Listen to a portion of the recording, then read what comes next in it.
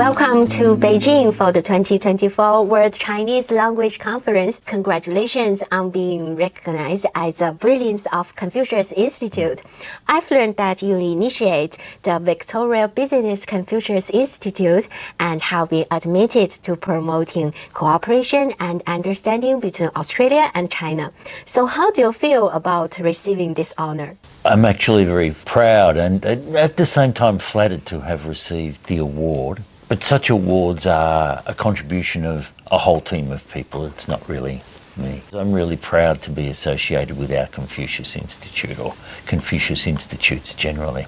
I think they do important work in sharing Chinese language and culture. This mustn't be your first time coming to China, right? How did you first become acquainted with China? My first visit to China was 1990, and I have very fond memories of that visit. I remember in 1990 looking out the window of my hotel room at an intersection. It was a crowded intersection, but there was not one car in sight. The intersection was crowded with bicycles loaded up with boxes, agricultural produce and so on. This morning, as I came here, I looked and saw only cars. But those cars were modern cars. They were branded as clean energy vehicles for the most part. That really is an indicator of China's progress across that time. I'm really curious about why, as a professor of accounting, you started working on international Chinese education programs. But I've been Dean of the Business Faculty at Victoria University, and I did that for quite a long period of time. And across that period, I had the opportunity to travel to China on many occasions. China as a major economy in the world, now the second largest economy, Australia's largest trading partner, and of course China at the same time is a major source of Australian tourists and students who come to Australia to study, of course.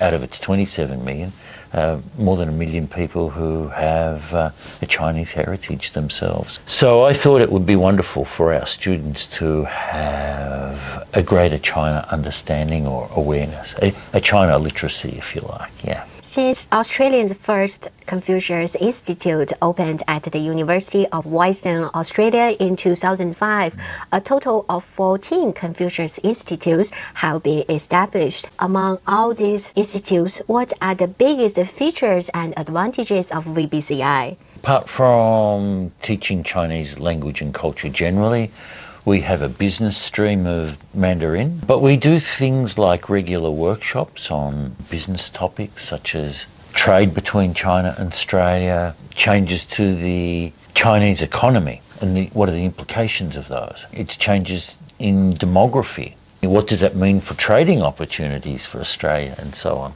We do some work directly with businesses and providing Mandarin classes in-house, and I have been spending time on this visit focused on the issue of creating new study tours that create opportunities for university students in both countries, but also opportunities for academics to travel to the other country. And we have some good plans for the coming year. Do you think Australians who are learning Chinese have something in common? When I advocated for the establishment of our Confucius Institute, I thought it would be for students, perhaps typically undergraduate students who are wanting to learn about China. And yes, that's a big part of who learns Chinese language with us. But I was then surprised about the number of academics from our own university who wanted to learn about China, because they teach Chinese students in Australia, and of course many of them travel to China to teach in China. And I thought that gave our university a workforce that was much more culturally aware. But in addition to those two groups, there's really a big diversity, a great deal of difference in who it is that begins the Chinese language journey. You know, we have business people, people who are retired and just keen to be active learners. There is also a large group of people who have Chinese parents or perhaps a Chinese heritage and they want to learn Chinese themselves, yeah. What advice do you have for those who are interested in Chinese and China? Just do it. just get on with it. I found my learning journey fun. What really fascinated me in learning the language was learning about the culture in parallel. I think of Chinese culture as being rich. It has such a long history. It has a lot of traditions. That history and those traditions have been learned by people generally so that they're able to share those stories. It's great. This year, 2024, marks the 20th anniversary of the establishment of Confucius Institute. But it must be admitted that there are also some people who wear colored glasses to discredit Confucius Institute. You don't shy away from asking direct questions. Yeah, it's a good question. It's appropriate to talk about this indeed. I have seen the view that you talk about, but for the most part, that's not the view that I encounter. The work of Confucius Institutes as being important as an opportunity to share Chinese language and culture, just in the same way that institutes from other countries also do. I think of Alliance Française of France, or the Goethe Institute from Germany, and the Italian Institute, and so on. I think it's great that each of those countries go about that work in sharing and understanding about each of our respective countries. Yeah.